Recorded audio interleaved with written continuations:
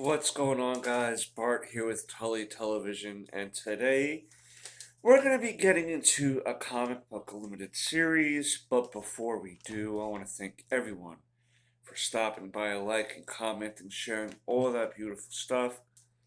I hope that today is the day we here at Tully Television can earn that subscription. And if so, you hit that red subscribe bar down below, hit that like button, and let me know what you think about what we're going over today. And today we're going to be going over Kang the Conqueror. That's right.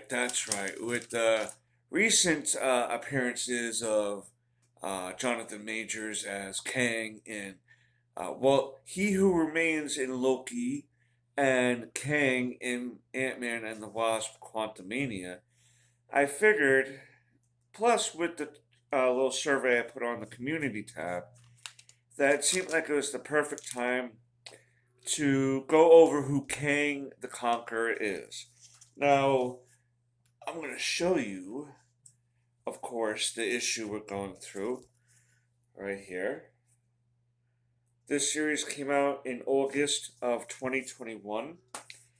Oddly timed of Loki, huh? It's almost as if they planned that. um, the writers are Colin Kelly and Jackson Lansing. Penciler is Carlos Magno. The cover artist for this particular variant is Todd Nauck, Nauck, and the colorer of the issue is Espen Grundetjern, Grundetjern.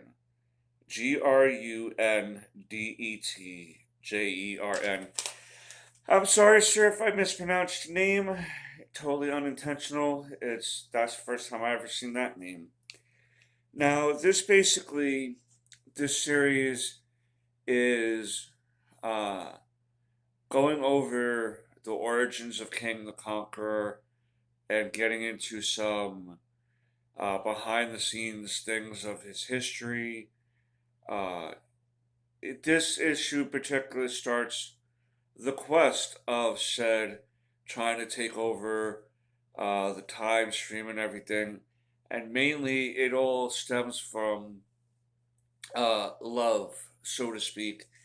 Um, Kang is known as Nathaniel Richards, a descendant of Reed Richards or his father Nathaniel Richards, depending on how they want to write it. And he was born and raised in the 31st century. This is where we start off Mr. King here. And he lives in a utopian world where everything is solved, basically. There's hardly any crime, if any, hardly any sicknesses, if any, that they can't figure out how to um, cure. Everyone gets along, and it has led into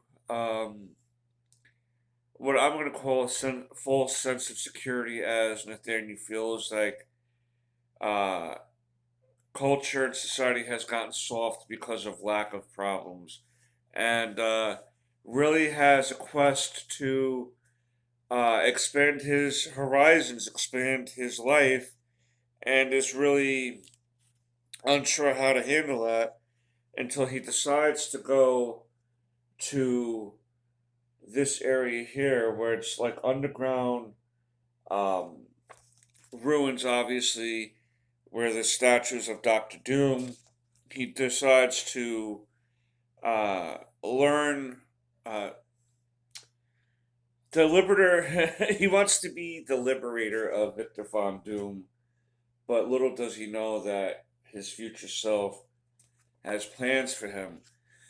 His future self decides to come back to tell Nathaniel that he's going to teach him all the lessons he learned and teach him to keep away from certain traps that are going to um, take him away from things. So, what they do is go back 65 billion, trillion, million, quadrillion dollars. I mean, years.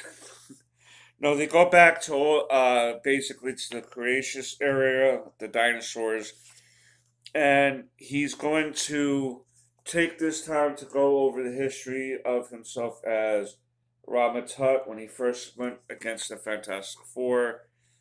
He's also went against the Avengers. He's Kang is a villain that will be a thorn in everyone's side.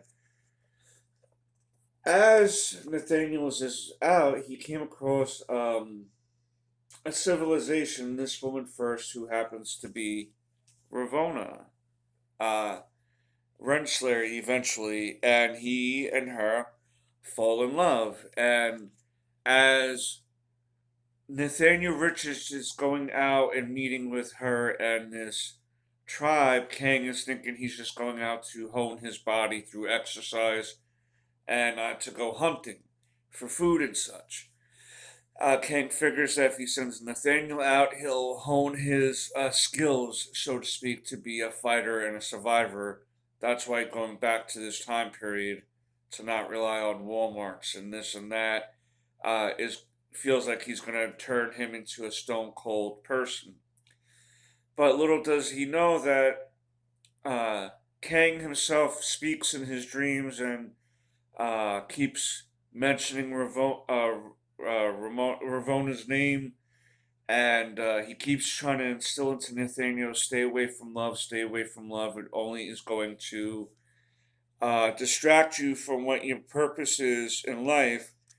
But unfortunately, Kang discovers Nathaniel's secret of basically opening himself up to. I want to make sure I get that. That was a nice panel. Bitch slapping yourself. um, he winds up finding out what Nathaniel was doing, and decides to go to the village the day that Nathaniel is accepted into the tribe. Kang decides to go and kill everyone in the village, basically destroying this first civilization before, like they were basically a civilization before we even evolved into what we are today. So those people were really advanced, and to really wipe those tribesmen out and women and children really shows the lengths of where Nathaniel first started out. We see Nathaniel now, and Kang at the same time. Nathaniel wanting to be accepted, wanting to live a life of freedom and adventure with people who he respects and loves.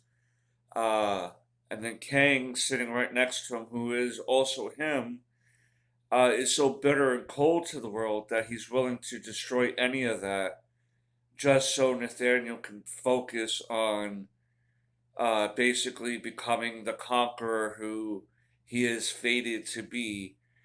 And at that moment, when Nathaniel sees like there's no hope for his future self, he decides to take over the suit because Kang decides to get drunk pretty much every night on a more regular basis, and he escapes before the comet comes, destroying Kang and the dinosaurs at the same time.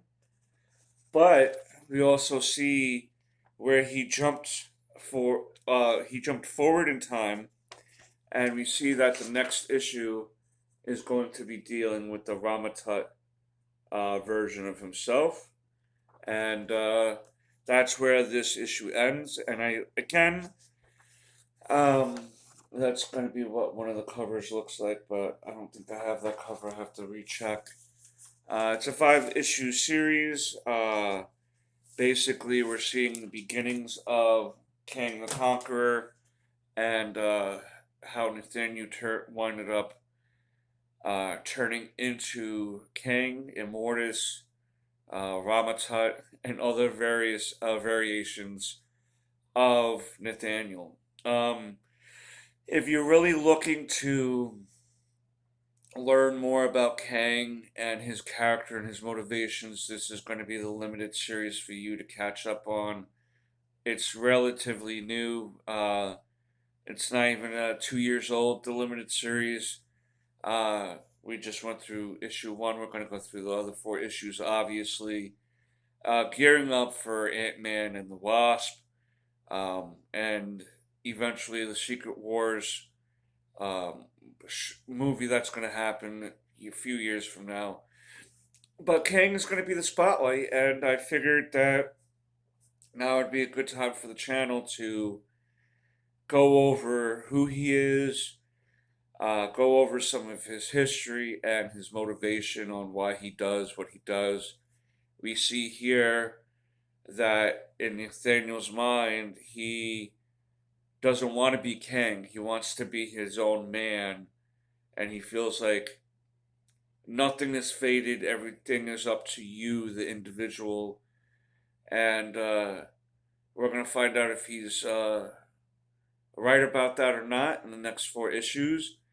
He We find out how he came across one of his greatest loves, and it seems like this woman is going to be a consistent uh, figure in his life, and that's just the way it goes. He eventually learns he wants to be the master of time to, uh, basically stay with his love and make sure that nothing happens to her or him, basically.